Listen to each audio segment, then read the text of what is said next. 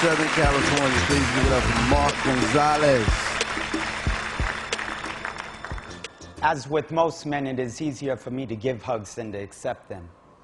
Lest the truth be known that men are nothing more than emotional skyscrapers built with glass infrastructure, spray painted the color of steel and nicknamed strength. Strange, isn't it?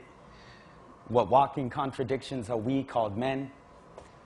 Men are taught to colonize at the age of 5 through games like cops and robbers, cowboys and Indians. At the age of 8, we're given helmets and told to hit each other in the head with it. Bleed, but do not blink. Cut, but do not cry. Be a man. Join the military. Die for your country. And if death comes to you, look it in the eye and say, bring it on, motherfucker. I fear nothing but intimacy. When it comes to intimacy, men quiver like fault lines, crumble like cities. What walking contradictions are we called men?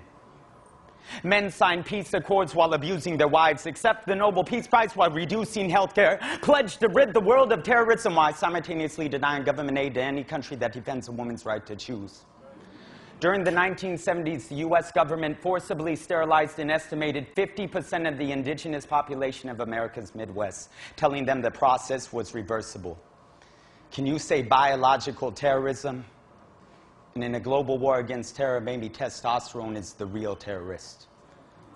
And if so, how many of these star-spangled singing, flag-waving citizens would continue to do so if terror was not racialized, but gendered?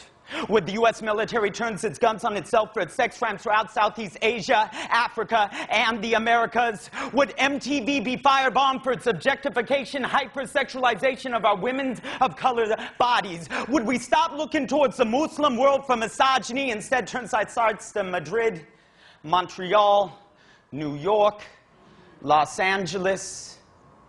And now I understand my sisters when they say every woman has a story that's been told a maximum of one soul, maybe less.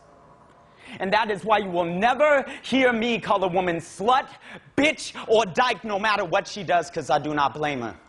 I blame the men who have emotionally and physically raped her. I blame these corporations who images tell her they hate her, and I put my arms on her shoulder and tell her how grateful I am to God that she created her. Men, take note, this is how you give love.